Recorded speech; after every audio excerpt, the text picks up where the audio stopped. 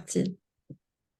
C'est parti pour le deuxième live de J'audite ton podcast avec Élise Bulté. Je suis en train d'accueillir tout le monde qui est en train de se présenter. Salut tout le monde, je Salut suis tout le monde. ravie de vous retrouver.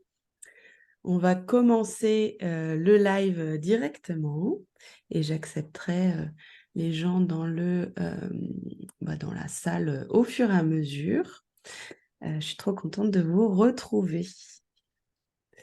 Alors, l'objectif de aujourd'hui, c'est de décortiquer ensemble avec Élise un podcast de faire un audit, comme on dit. Ça sert à quoi un audit et c'est quoi le principe? On sait que quand on est créateur, créatrice, quel que soit son projet, et a fortiori un podcast où il y a beaucoup de choses à faire en permanence, on peut avoir un peu la tête dans le guidon. Et le principe de l'audit, c'est d'avoir un œil extérieur qui vient prendre sa casquette d'auditeur, auditrice potentielle et faire le parcours traditionnel et du coup regarder s'il y a des choses qui sont pas claires, des choses qui sont à améliorer.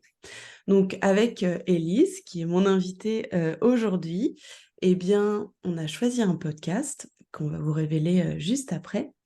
Et on va du coup partager quelles sont nos remarques, nos interrogations, les points d'amélioration que nous avons pointés, les choses qui sont bien aussi, parce que un audit, c'est pas là pour mettre, on n'est pas des profs, on n'est pas là pour compter les erreurs, on est là vraiment pour donner un tableau qui se veut plus ou moins objectif d'un podcast par rapport à ce qu'on a compris de son objectif et de sa cible.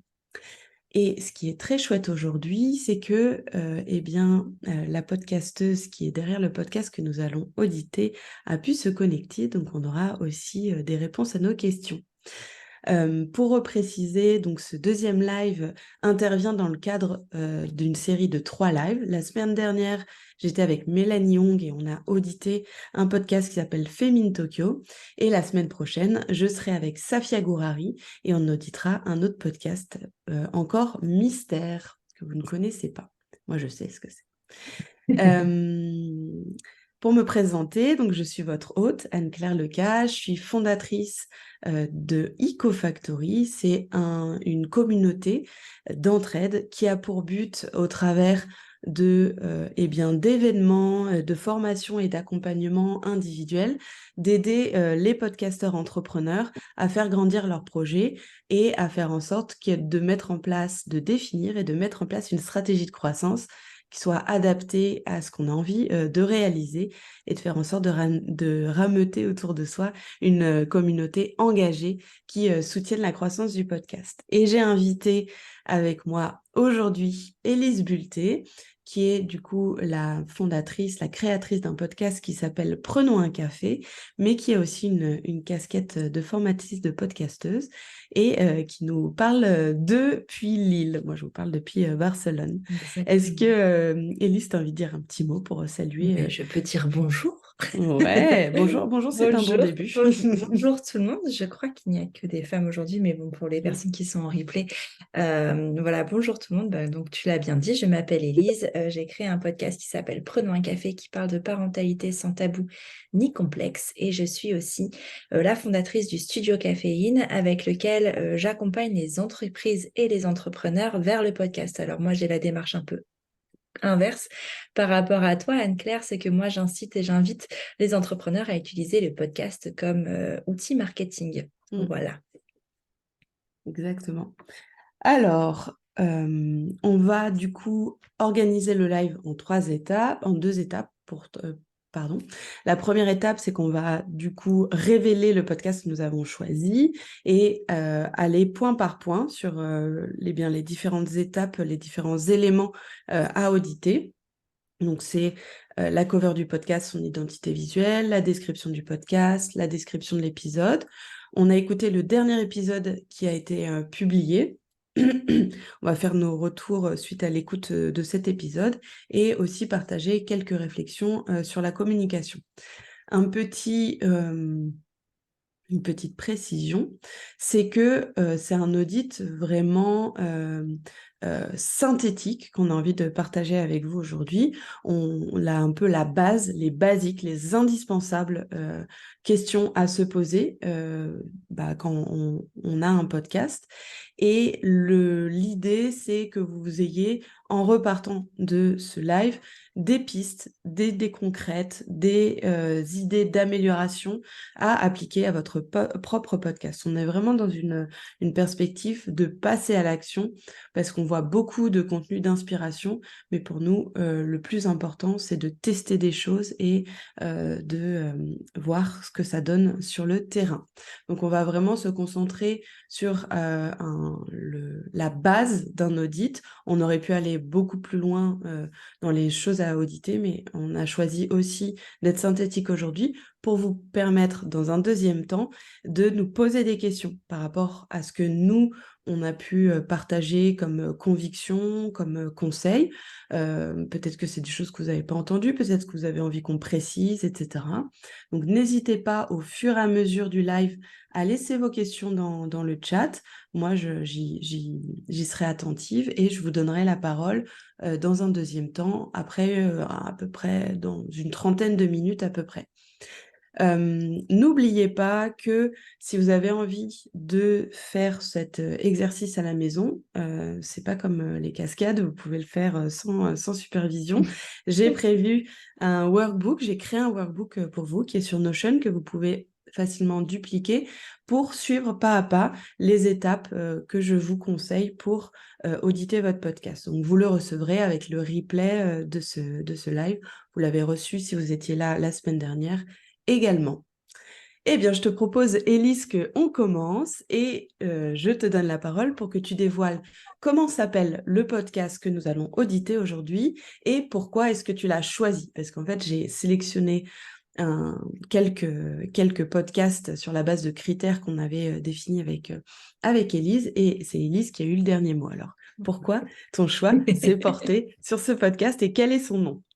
Ok, alors le podcast que j'ai choisi du coup, enfin que tu as présélectionné, que j'ai choisi, c'est Les mots raturés, qui est un podcast de Margot, alors peut-être que je vais écorcher, mais j'espère pas, Dessène, je pense, de Margot Dessène. Et pourquoi ce podcast particulièrement? Parce qu'il regroupe pas mal de choses avec lesquelles j'ai des affinités.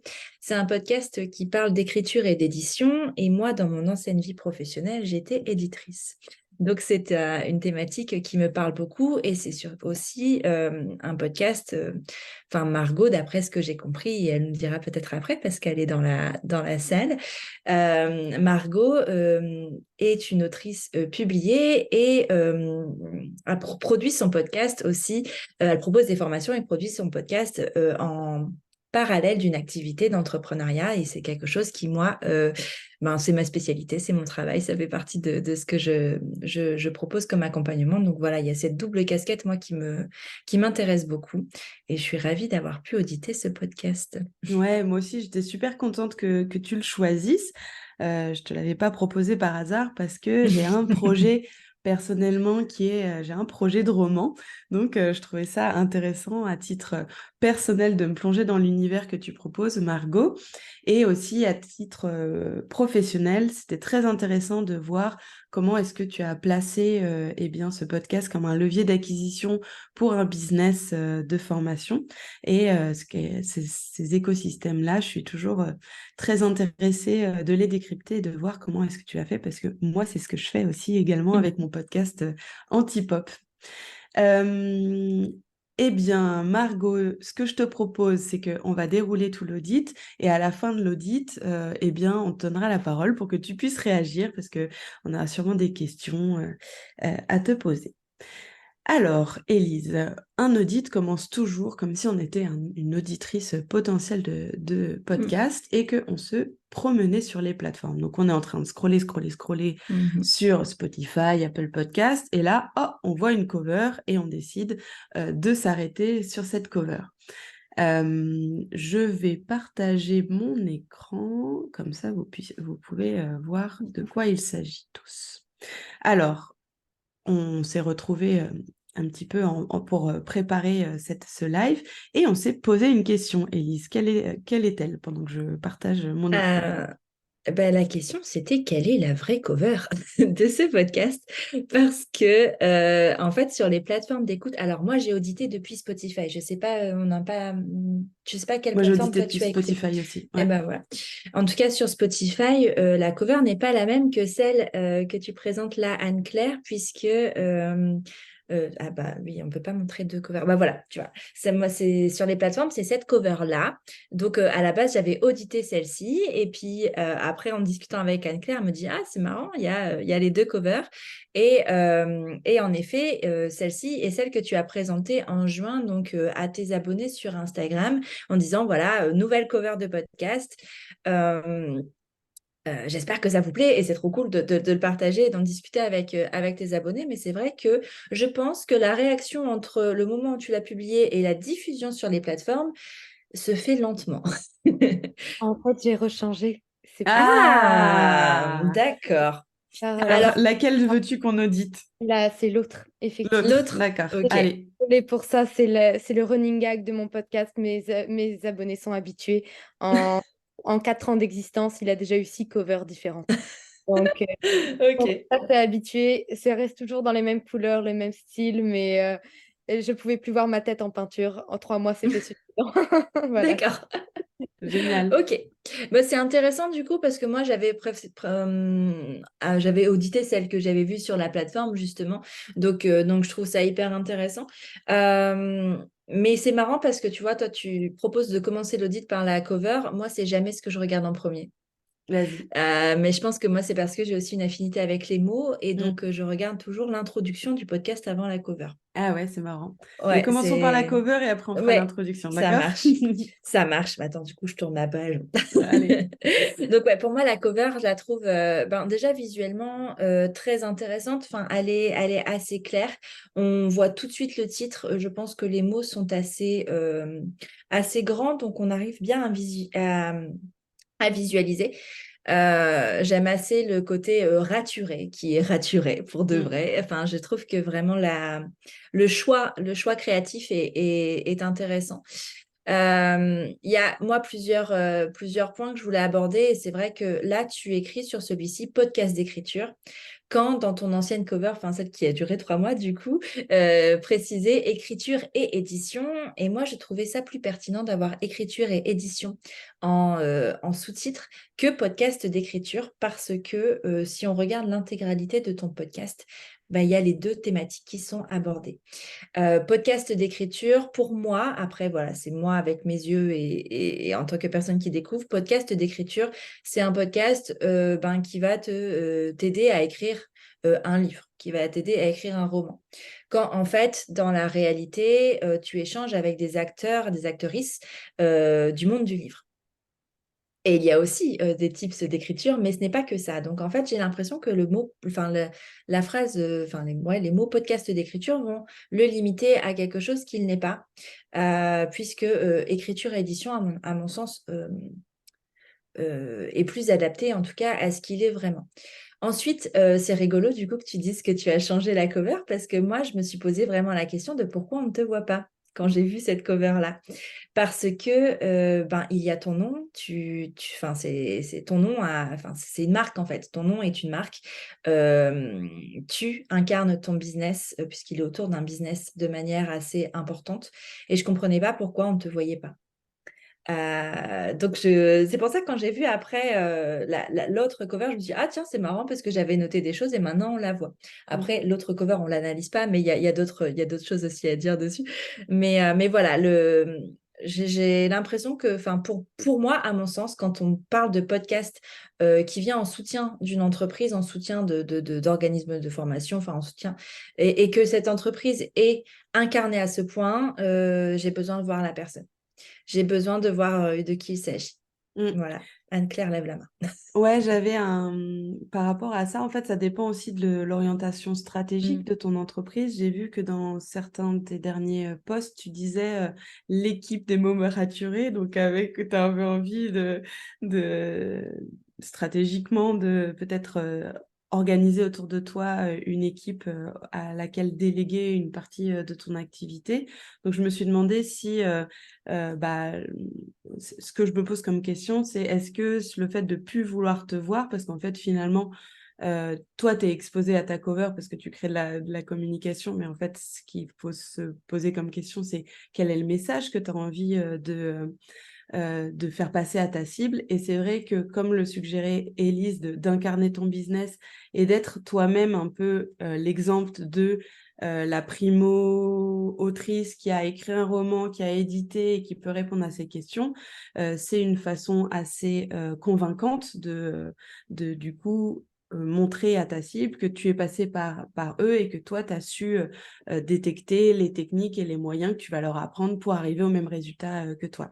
Donc, pour moi, il y a aussi des questions stratégiques et de marque à mettre derrière. Par rapport à la cover, donc, que là, j'ai simulé sur un outil qui est précisé dans le workbook, si vous avez envie de faire la même chose. Ce qui est intéressant de simuler, c'est de voir en situation réelle comment est-ce que cette cover va vivre en format petit et aussi par rapport à d'autres covers à côté. Moi, en termes de lisibilité, j'aime bien le fait que ce soit raturé. Je trouve que c'est intéressant comme proposition et on garde vraiment bien l'idée en tête. Néanmoins, le podcast d'écriture et Margot de scène, en termes de contraste, c'est un peu moins fort. Et or, les mots raturés, même si ça parle quand même de soi, la tagline qui est aujourd'hui les podcasts d'écriture, c'est ce qui va convaincre la cible que tu t'adresses à eux. Et donc, du coup, je travaillerai sur une visibilité plus forte de cette tagline. À propos de la tagline, Elise, elle a fait des remarques, qui est podcast d'écriture. C'est une tagline qui est resserrée autour de seulement l'écriture. Après, à voir si aussi stratégiquement, tu as envie de repositionner tes formations autour de l'écriture même et pas de l'accompagnement à l'édition. C'est donc des choses qui sont à se poser.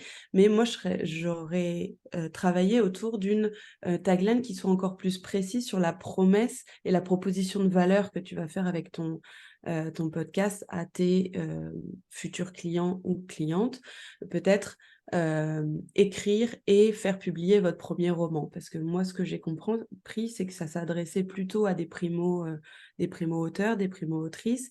Et donc, le dire directement sur la tagline, ça a permis aussi de dissiper les doutes et de confirmer le plus tôt possible à ta cible que c'est bien à eux que tu t'adresses. Voilà pour la cover. Est-ce que tu veux qu'on passe à l'introduction, Élise, puisque d'habitude, Oui, c'est s'il vous par ça que plaît. tu commences. Allez, c'est Ouais, c'est parti, vrai que moi, madame. je suis Elle est plus là. texte et audio que visuel. C'est un peu comme ça. Oui, alors, bon, moi, ce que j'ai... Attends, je tourne ma page au bon endroit. Ce que j'ai noté sur ce texte de présentation de podcast, c'est qu'à aucun moment, on ne sait exactement qui tu es. Exactement. Et je trouve ça un peu beaucoup problématique parce que quand même, tu incarnes en fait ce podcast. Ton nom, il est écrit sur la cover. Ton nom est inscrit sur les applications d'écoute. Enfin, tu es revendiquée avec ton nom en tant qu'autrice de ce podcast, créatrice de ce podcast. Et en fait, on ne sait pas qui tu es. Tu dis que tu es autrice publiée, ok, mais en fait, je pense que ça peut être le bon moment de mettre de la preuve sociale, tu es publié chez qui, quels sont les livres qui sont publiés, mais des titres, vraiment, qu'on sache exactement à qui on a affaire, puisque moi, j'ai vraiment découvert ton podcast, je ne connaissais pas avant, je ne connais pas non plus les livres je n'ai pas lu, je ne t'ai pas lu, donc je ne sais pas qui tu es. Et même si au fil du temps, tu dis ça fait 4 ans que ton podcast est... Probablement, tu as des auditeurs, des auditrices qui sont très fidèles et qui te connaissent, mais quelqu'un qui arrive là ne le sait pas. Et je pense vraiment que c'est la première chose qu'on devrait voir sur cette introduction, de savoir qui tu es. Tac, tac, tac. Parce que Parce là, qu'en fait, ce qui est rigolo, c'est que tu as utilisé la preuve sociale de tes de invités. tes invités, c'est exactement ce que j'allais Alors dire que nous, on veut de la preuve sociale de savoir qui de tu es et toi. qui est la personne qui va inviter ses invités. Et en Ouais. fait, les invités, on a facilement en fait la réponse en scrollant sur les épisodes, alors que d'avoir une synthèse de qui tu es, d'où tu parles et quel est ton achievement, tes accomplissements, effectivement, ça serait convaincant pour continuer l'exploration. Non, mais complètement. Et c'est vraiment ça. Enfin, ça sent un petit peu, enfin, voilà, avec un regard extérieur, ça sent un peu le syndrome de l'imposteur, cette introduction, parce que voilà, tu mets en avant vraiment ces personnes et c'est chouette. Mais en même temps, tu as un podcast, alors qui est mixte, puisque tu as des formats solo, mais tu as majoritairement des formats de conversation. Et le format de conversation a cet avantage quand même de certes mettre en avant ton invité, mais tu te mets toi aussi en avant. C'est-à-dire que tu as une expertise qu'on ne retrouve pas dans cette introduction et c'est vraiment dommage. Et c'est d'autant plus dommage, et je vais peut-être faire un saut en avant, que cette expertise-là, on la retrouve dans l'introduction de tes épisodes. C'est-à-dire que tu expliques qui tu es dans les introductions de tes épisodes. Sauf que quelqu'un qui découvre ton podcast va pas tout de suite aller voir l'introduction de ton épisode, mais va aller voir l'introduction de ton podcast. Donc, c'est là qu'on doit vraiment le voir avant de le voir sur ton épisode. Ça va être intéressant de mettre non seulement qui tu es, mais ce que tu proposes aussi. Parce que oui, il y a le rendez-vous de ton podcast, mais qu'est-ce que tu fais? Tu as ce podcast-là, tu écris des livres, mais derrière, tu as quand même une offre de formation, une offre d'accompagnement et on ne la voit pas. Donc, on a vraiment, je pense, besoin de voir cette posture d'experte dans cette introduction de podcast, plus que l'expertise de tes invités, même si je peux comprendre qu'en termes de référencement, c'est intéressant hein, d'avoir les noms de ces invités un peu prestigieux. Mais si on tape justement accompagnement écriture ou accompagnement auteur, en fait, on ne va pas te trouver parce que du coup, tu ne seras pas référencé en tant que tel et c'est dommage. On va te trouver via ton site, mais pas via ton podcast. Et c'est un Pour, peu dommage. pour récapituler les éléments indispensables à trouver dans une description de podcast, ils sont aussi notés dans le workbook, mais c'est de quoi on parle, qui parle. Ça, c'est souvent zappé par les gens parce que Ouais. c'est devant leur nez. En fait, se présenter, c'est vraiment important pour toutes les raisons que Élise a partagées. À qui on parle.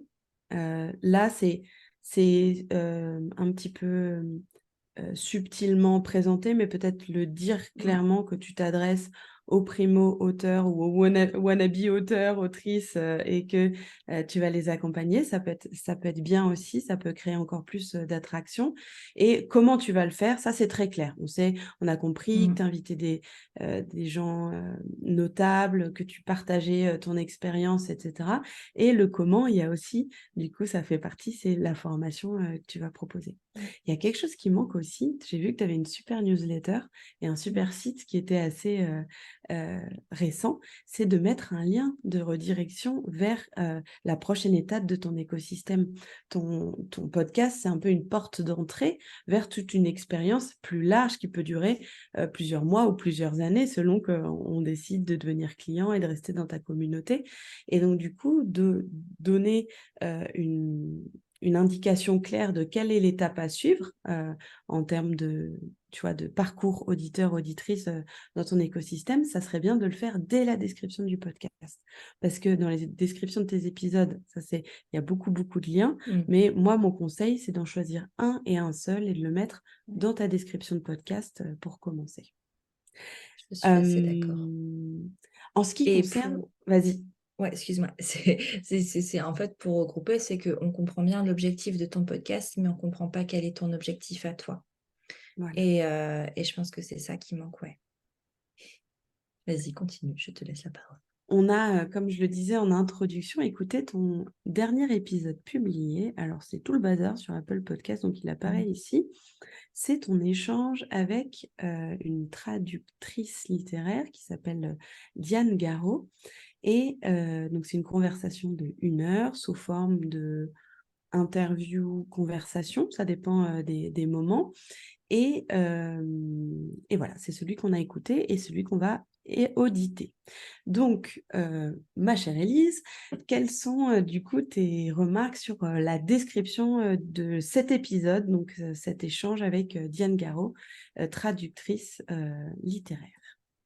Eh ben, je trouve qu'il y a beaucoup d'informations pour le coup. Il manque de l'information sur l'intro du podcast général, mais là, il y a beaucoup d'informations. Et finalement, est-ce qu'on a besoin de tout ça? Tu vois, j'ai l'impression qu'on s'y perd un peu. Alors, c'est chouette, au début, tu expliques vraiment qui est ton interlocutrice, Diane Garot. Enfin, moi, j'ai rien à dire sur ce côté-là. Mais il y a beaucoup de liens.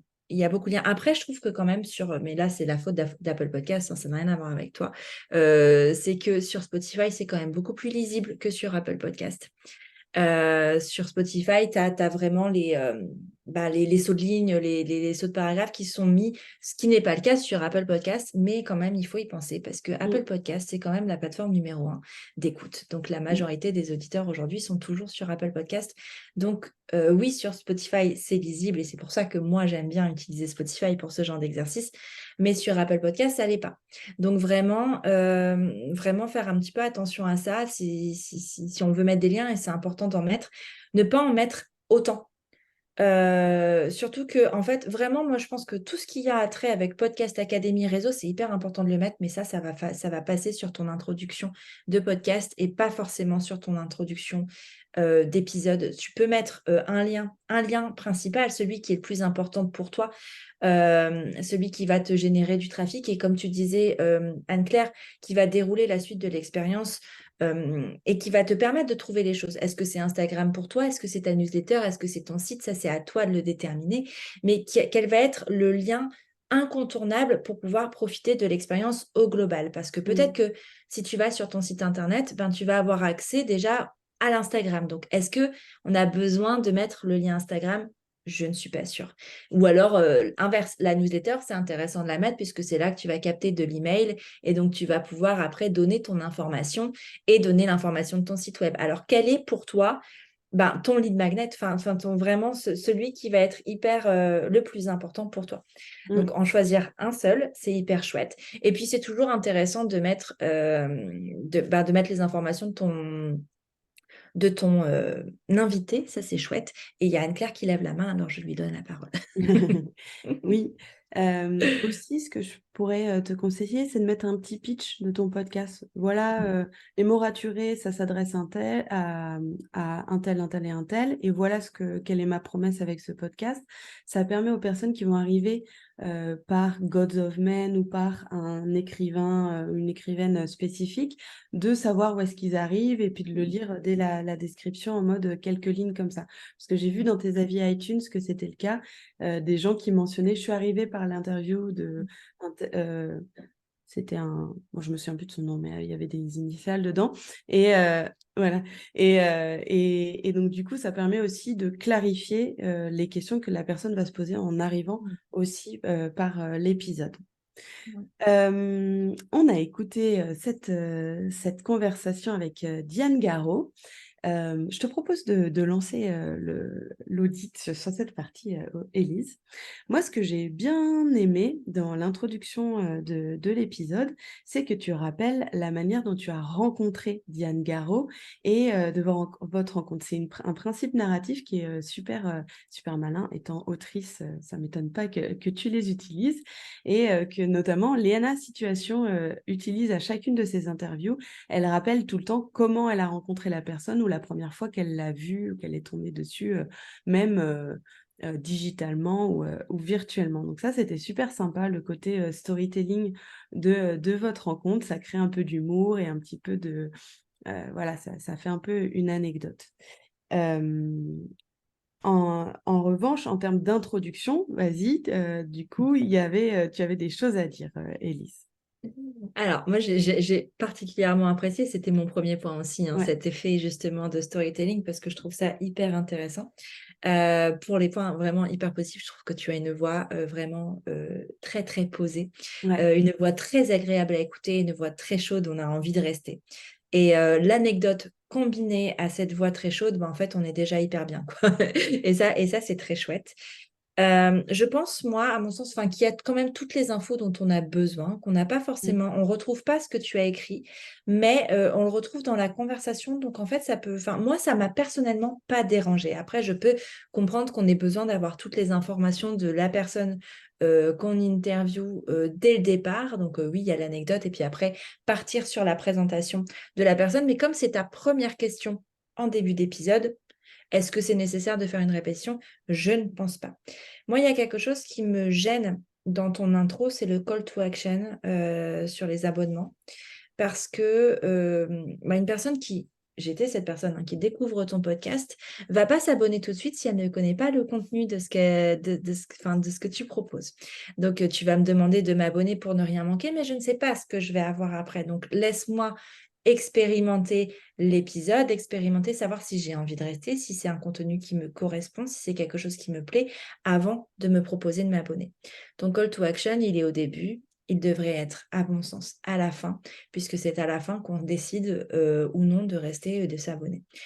Si tu le mets au début, en fait, le problème, c'est que même si la personne va apprécier le contenu, elle va oublier, parce que tes épisodes durent 1 heure, et même s'ils durent 5 minutes, de toute façon, on oublie.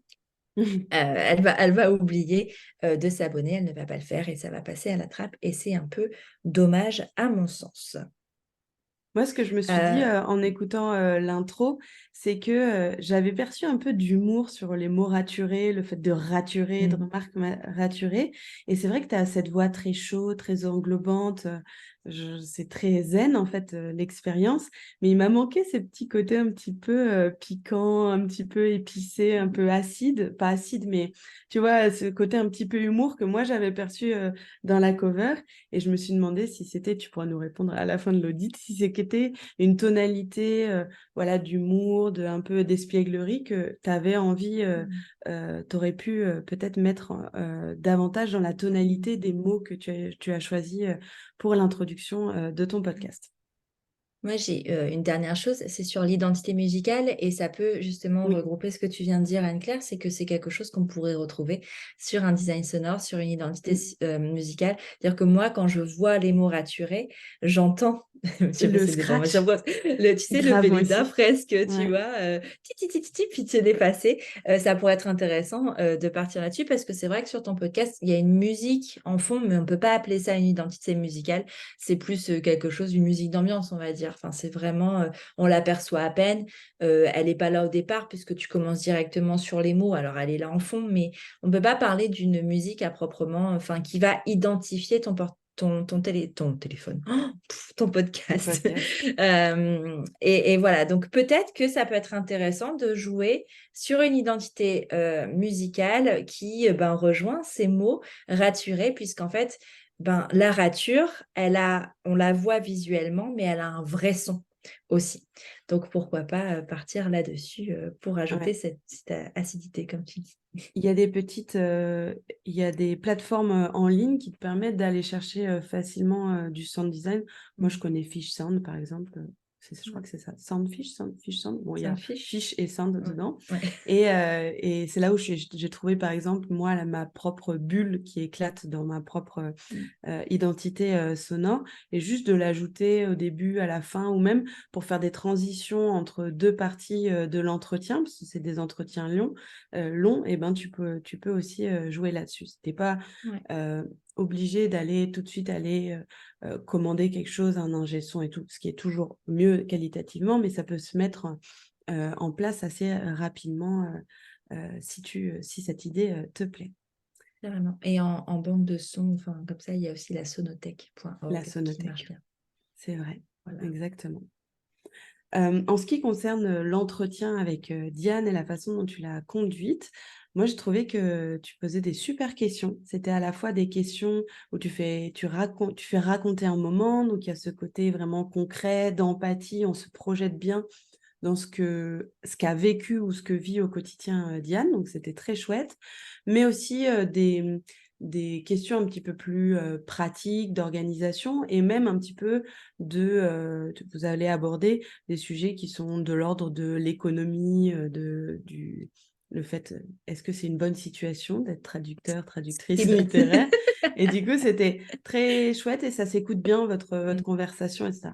Néanmoins, en termes de montage, mais si ça c'est vraiment on est piqué, il y avait quelques petits moments où il y avait un peu des petits blancs, des petits silences ou un peu des redites où on sent qu'elle elle répète des choses qu'elle a déjà dit pour essayer de trouver sa prochaine idée. Et ça demande du temps, mais d'aller couper aussi ces moments-là, ça permet aussi de garder l'attention de ton auditeur, ton auditrice tout au long de la conversation. C'est un peu ce que j'ai noté aussi. Alors moi, vraiment, sur ce format conversation où on sent que tu connais ton sujet, on sent que tu es une experte, pour moi, c'est le top du top quand tu veux lancer un podcast en side de ton activité comme outil marketing.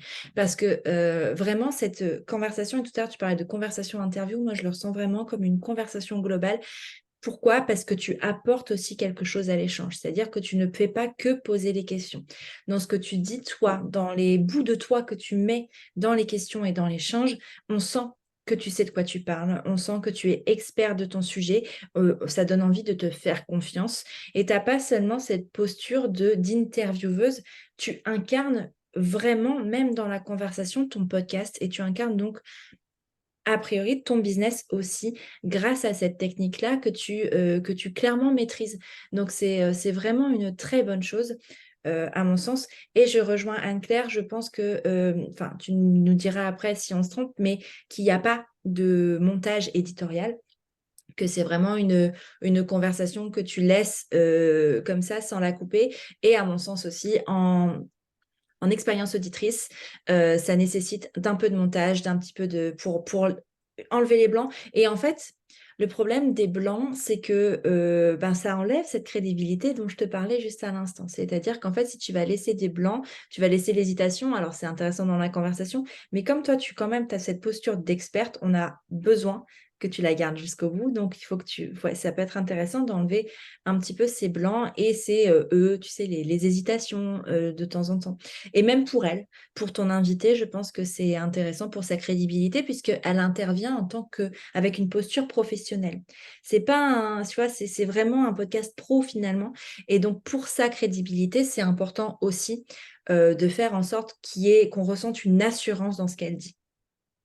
Et aussi, pour tout sur ce côté structuration et puis image de marque de la conversation, j'imagine que vous avez fait un call préparatoire avec Diane? Non, vous en avez pas fait, d'accord.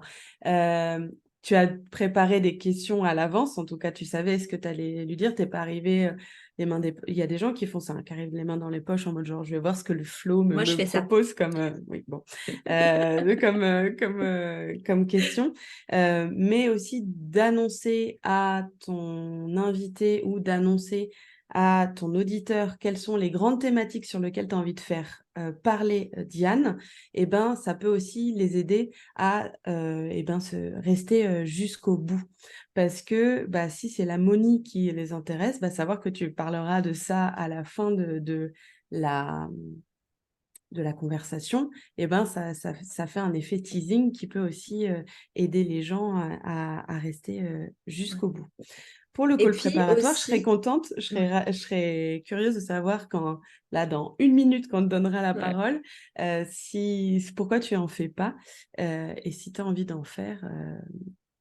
Mon avant-dernière newsletter traitait de ça, donc je peux te donner un lien si tu veux. Je te propose, Élise, de ajouter ce que tu voulais ajouter et Ouais. Et d'enchaîner de sur passer l'outro, et sur après on l'outro. donne la parole à Margot. Carrément. Ce qu'on enfin, dit, la préparation, et parce que tu vois, je disais, moi je ne le fais pas de préparer, mais parce que j'ai un podcast personnel. Quand tu fais un podcast professionnel, je pense que c'est important de leur donner les clés à ces personnes qui vont justement mettre un peu leur travail en jeu parce qu'il faut qu'elles maîtrisent ce qu'elles disent, parce que toi, tu maîtrises ta communication, mais elles ont besoin de maîtriser la leur, et c'est pour ça que c'est intéressant et important. Voilà, j'ai fini la parenthèse. On Qu'en parle est-il de de l'outro? l'outro. À quoi sert une outro et pourquoi c'est important une outro? Alors, l'outro est importante puisque c'est là qu'on retrouve tous les call to actions. C'est à ce moment-là qu'on remercie les personnes d'être arrivées jusqu'au bout. C'est là qu'on leur propose la marche à suivre pour profiter de l'expérience au global. Et dans ton cas, dans le cas des mots raturés, elle est inexistante, cette outro, puisque tu conclus avec ton invité. D'ailleurs, ton introduction d'épisode, elle se fait en direct avec ton invité aussi. Et ton outro, elle se fait en disant merci, mais il manque quelque chose. Donc, qu'est-ce qui manque? Tous les call to action, ça va être c'est tes requêtes d'abonnement, celles que tu fais en intro, qui doit passer en outro. c'est important. Parce qu'en fait, si tu ne demandes pas à tes auditeurs et à tes auditrices de s'abonner ou de mettre des commentaires, ils ne le feront pas parce qu'ils ne vont pas comprendre l'importance que ça a pour toi. Donc, c'est à toi de leur demander de le faire. Donc, c'est à ce moment-là qu'on va retrouver ces demandes-là et qu'on va aussi retrouver une de tes offres, l'information que tu veux passer, l'information qui est importante pour toi, pour ton entreprise. Ça va être s'abonner à la newsletter. Il y en a plein, des possibilités. Ça peut être s'abonner à ta newsletter si c'est ton objectif, s'abonner sur ton Instagram, leur proposer une offre promotionnelle sur une formation au moment, leur parler de ta dernière formation. Enfin, ça va être vraiment toi qui vas choisir le highlight de ton entreprise à ce moment-là. Qu'est-ce qui va te permettre de développer ton entreprise? Qu'est-ce qui va te permettre de faire du business à la suite de cet épisode? Et c'est là que tu vas le mettre. Il ne faut pas en mettre plein, pas comme dans ton intro écrite. Il faut en choisir une. Celle qui sera la plus importante pour en fait leur permettre voilà, de continuer l'expérience et de ne pas avoir cette écoute. Parce que si une personne qui a quand même écouté jusqu'au bout, c'est qu'elle est intéressée par ce que tu proposes. Et ça va éviter de la perdre, de perdre cet intérêt-là qui va être précieux pour toi pour développer ton entreprise derrière. Donc, c'est pour ça que c'est hyper important.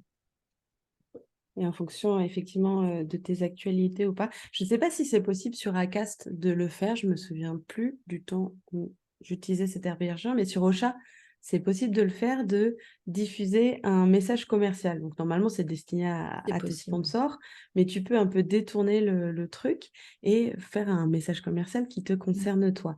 Donc, réfléchir à un générique de fin qui te permet d'atteindre ton objectif principal et aussi enregistrer des petits add-ons, des petits extraits en plus en fonction de tes actualités. Tu as un nouveau lancement de formation ou tu as créé, j'ai vu que tu créais des templates à télécharger, des lignes magnets, etc. Si tu en as un nouveau qui est sorti, c'est le moment aussi, grâce à ces add-on marketing, de mettre une lumière particulière là-dessus.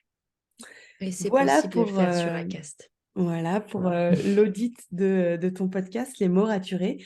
On a encore plein de trucs à te partager. Je sais que Élise, elle a gratté beaucoup sur son cahier, mais Oui, j'ai envie de te donner la parole, Margot, parce que on a la chance de t'avoir avec nous dans la salle. Donc, si tu as envie voilà, t'exprimer, de répondre à certaines questions qu'on a soulevées, de réagir, de justifier des choix, etc., n'hésite pas à le faire.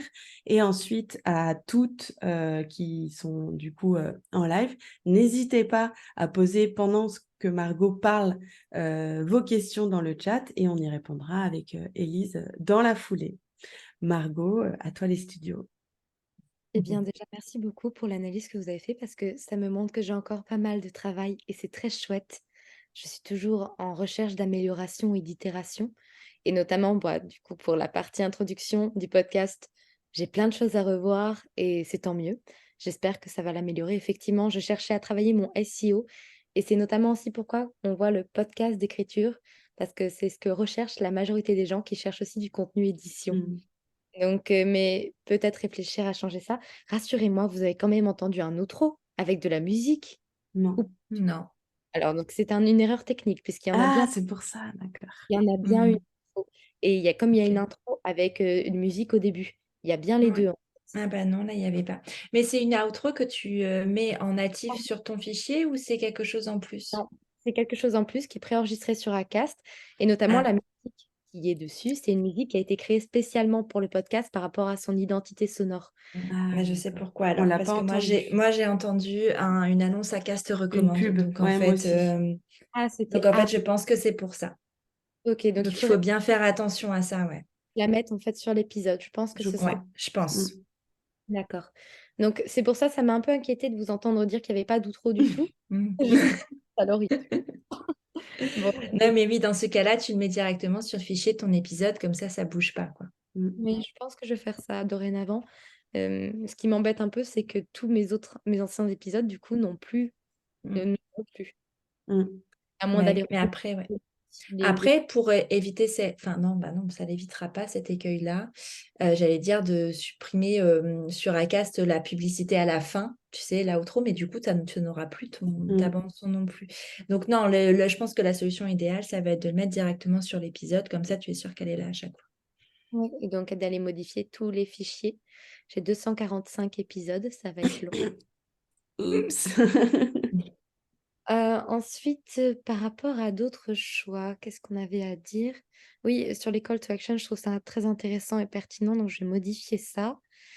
Par rapport à la cover, du coup, pour le fait qu'on me voit pas, c'est qu'effectivement, il y a une si vous cliquez sur le by Margot de Seine, Ouais. qui est voilà, Ouais. c'est que j'incarne déjà énormément, Mm, la que je suis. mm. Et ça Mm. prend énormément de place dans mon Ouais. storytelling. Et en fait, les mots raturés, à terme, j'aimerais bien que ça se détache de moi. C'est-à-dire que le podcast, c'est toujours moi qui le produis, mais c'est pas que le podcast, c'est également l'académie. Et il y a déjà du monde qui travaille avec moi, bah, du coup, dans l'élaboration des sons, parfois dans l'utilisation d'Instagram, parfois sur l'académie, puisqu'il y a des gens qui donnent des cours sur l'académie. Ce n'est pas moi qui donne des cours particulièrement, c'est d'autres personnes que j'invite qui viennent donner des cours. Or, si c'est alors forcément, c'est lié à ma personnalité et à qui je suis, mais ça ne peut pas être que moi, puisque c'est l'expérience de beaucoup de personnes. Donc c'est pour ça que je me suis aussi enlevée de la cover. C'était pour que ça devienne malgré tout un petit peu plus neutre, même si je Mm. suis présente déjà partout et même si je suis d'accord, il faut que je me rajoute dans la description du podcast. Un vrai oubli de ma part pour le coup. Sinon, effectivement, enlever le nombre de liens. Je suis toujours en hésitation sur, comment bien décrire, encore une fois, pour que le SEO soit correct, hem, là-dessus. Qu'est-ce qu'on a évoqué d'autre? On a évoqué d'autres, hem, les interviews et comment elles étaient menées. Effectivement, je ne fais pas de call préparatoire, tout simplement parce que je fais déjà des semaines de 70 heures. Ouais. Soit des semaines où je ne peux pas prendre de jours de repos, donc je n'ai pas le temps d'appeler les gens 2 fois et eux n'ont pas le Mm. temps d'appeler 2 fois non plus. La Ok. donc en fait, pour le coup, c'est une question de temporalité. Je ne peux techniquement pas les appeler 2 fois et parfois même juste parce qu'eux n'ont pas le temps dans leur emploi du temps. Mm. Mm. Des fois, des auteurs et des éditeurs qui enchaînent les tournées ou le travail et qui ont 1 heure à me caler pour moi et pas Ok. plus. Ok. Je comprends tout à fait ce sujet d'organisation. Et si après 240 épisodes, on n'a pas ressenti le besoin, c'est que ça fonctionne bien comme ça. Euh, L'objectif d'un call préparatoire, c'est de prépositionner aussi ton invité pour qu'il partage son épisode, etc. Ça peut tout à fait se remplacer par les mails quand tu prends contact ou les mails quand tu indiques que l'épisode est publié. Et j'imagine que bah, tu as déjà pensé. Top, trop chouette. Le truc de la Euh, radio, je trouve ça trop bien aussi. Enfin, j'avais y pensé à un moment donné et je l'ai jamais mis en place et que vous me dites, c'est qu'effectivement, il faudrait que je le mette en place parce que c'est quand même chouette. mm, Pour le Bah coup, oui, c'est puis ça fait une identité de marque en plus. oui, c'est vrai et puis pour le coup, c'est vraiment un son que je peux même faire moi-même. C'est vraiment pas oui, difficile. Ouais, carrément. carrément. En tout cas, j'espère que l'exercice n'a pas été trop inconfortable parce qu'en fait, on doit dire toutes les choses à améliorer. Vraiment, le grand message qu'on voulait porter avec Elise, c'est que c'est la première chose qu'on s'est dit. On a pris plaisir à écouter ton podcast et vraiment, on l'a trouvé super intéressant. Mais comme c'est notre job de pointer ce qu'il faudrait améliorer, c'est ce qu'on a fait. Et on espère que tu vas en ressortir avec voilà, des petites actions qui vont faire la différence et qui vont vraiment fluidifier l'expérience de tes auditeurs et auditrices de la découverte jusqu'au fait de devenir client ou cliente de tes formations. Eh bien, Est-ce je qu'il y a des questions qui te viennent, des choses qu'on n'a pas abordées, tu aurais envie qu'on les aborde? non, mais déjà, je voulais vous remercier parce que vous m'auriez dit que tout était parfait, j'aurais été franchement déçue.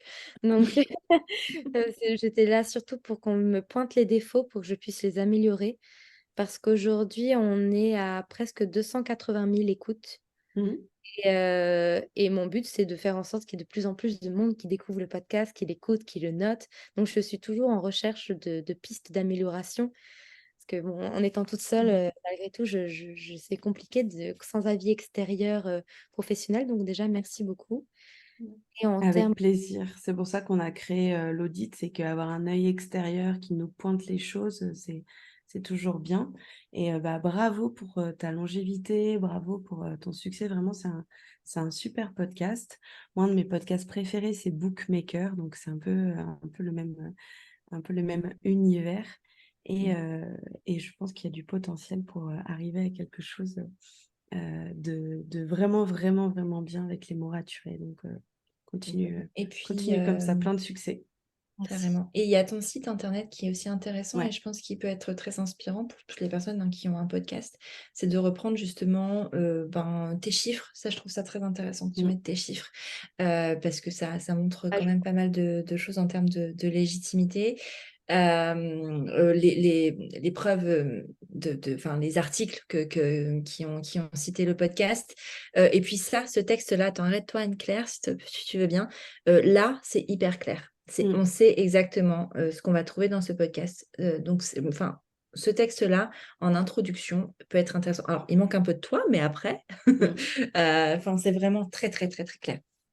Grave. Donc, Parfois, ce qu'on a marqué aussi la semaine dernière avec Mélanie, c'est que on l'a déjà fait, ce texte qui est très convaincant, qui est très clair, mémorable et tout.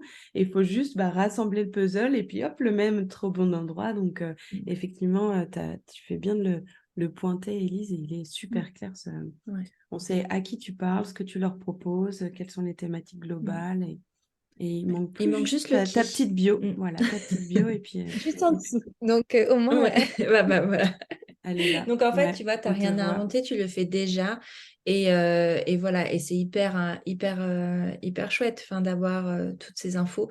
Et parce que le site web lié à un podcast, c'est quelque chose, bon après, c'est parce que c'est fastidieux à faire, mais c'est quelque chose qui est souvent mis de côté. Moi, la première, clairement, les cordonniers les plus mal chaussés. Mais c'est très, très, très important. Et je pense qu'il vient bien en complément de ton site, de ton podcast.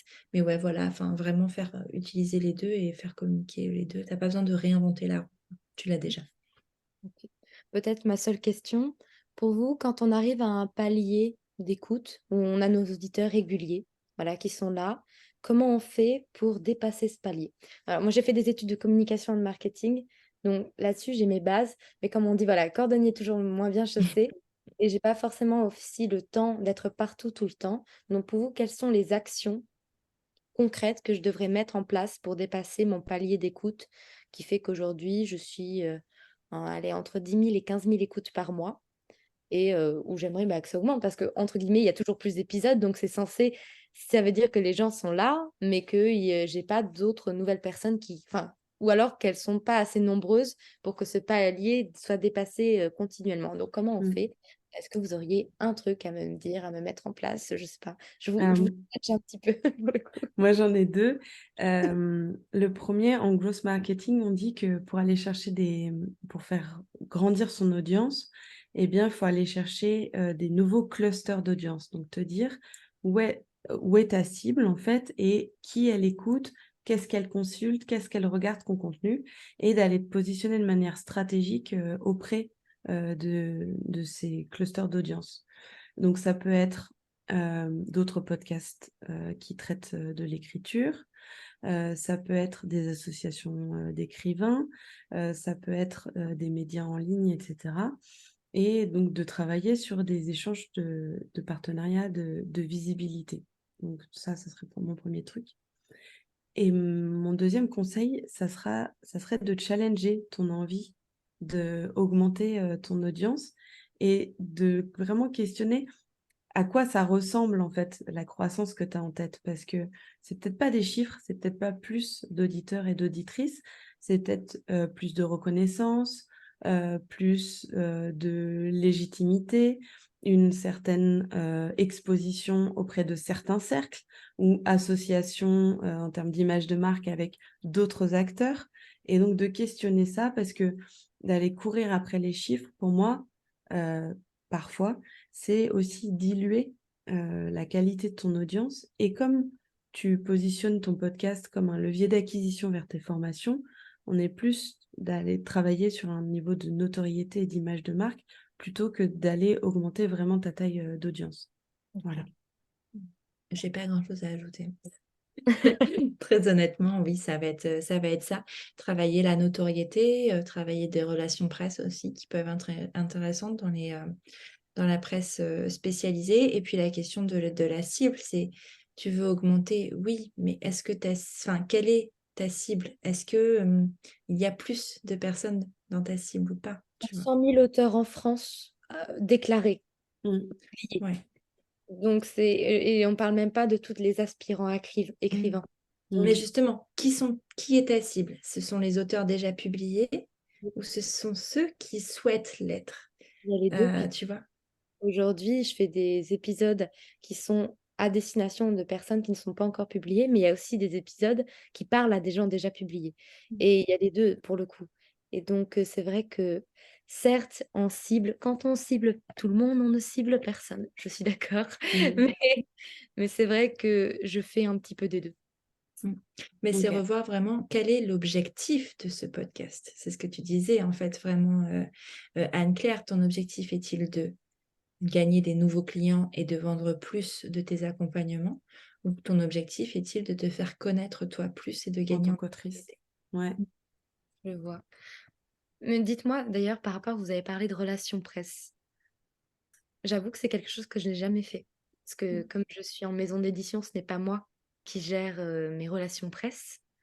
Même si j'ai déjà fait des interviews où on est venu directement me chercher, je n'ai jamais dû faire ça, même si j'ai créé un communiqué de presse.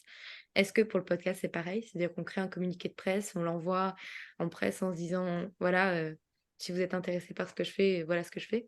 C'est vrai que pour le coup, c'est quelque chose que je n'ai jamais osé faire. Peut-être à cause d'un syndrome Encore lui! Ah bah, dis donc, il est souvent présent.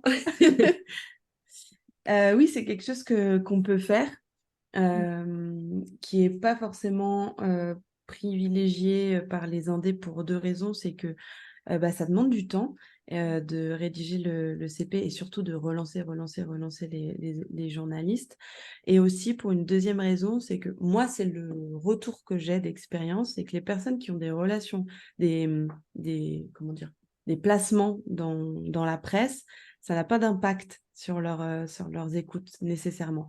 Ça a un impact sur l'image de marque, la crédibilité, c'est quelque chose hem, qui est utile, c'est quelque chose sur lequel il est utile de communiquer puisque, ça augmente, la qualité perçue de ton contenu s'il a été relayé dans la presse. Mais, si tu as des objectifs de, augmenter tes écoutes, tu vois? C'est par rapport aux 2 types d'objectifs que j'ai. Si c'est augmenter tes écoutes, auprès d'une cible qualifiée, ça peut être intéressant d'aller chercher de la presse parce que ça augmente ta légitimité auprès de ces cibles. Hem, mais, mais si tu manques de temps, déjà, pour faire tourner Ouais. ton business et écrire tout ton contenu et animer tes formations, c'est vrai que c'est pas ce sur quoi je prioriserais mon temps, aujourd'hui. Non, c'est intéressant pour la vente, la relation presse, pas pour la notoriété. Enfin, Pour la si, sponsor? c'est la notoriété pour vendre. Enfin, Ouais. c'est-à-dire que pour les sponsors, c'est assez intéressant. Les sponsors, c'est important puisque ça montre ben, voilà, une certaine expertise, une légitimité qui est intéressante. Et j'ai vu sur ton site que tu cherchais des sponsors, donc ça peut être Mmh. intéressant de le voir. Et en édition, pour le coup, les services presse, ben, c'est pour la vente aussi. C'est parce qu'il y a un événement, il y a une sortie de livre. Donc, Mmh. c'est pour ça qu'ils le font. Et surtout, ils ont des choses à offrir aux journalistes qu'en tant que podcasteur, on n'a pas beaucoup. Ouais. Voilà. Je pourrais créer Top. des tags.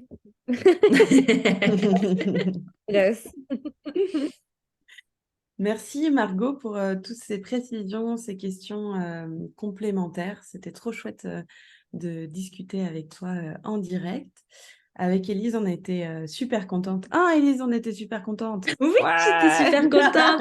Non, c'est trop bien. Puis vraiment, enfin, le sujet pour moi, enfin, j'ai une enfin, de pouvoir mêler mes deux métiers de cœur, c'était quand même très, très intéressant. Donc non, j'étais ravie de pouvoir auditer ce podcast.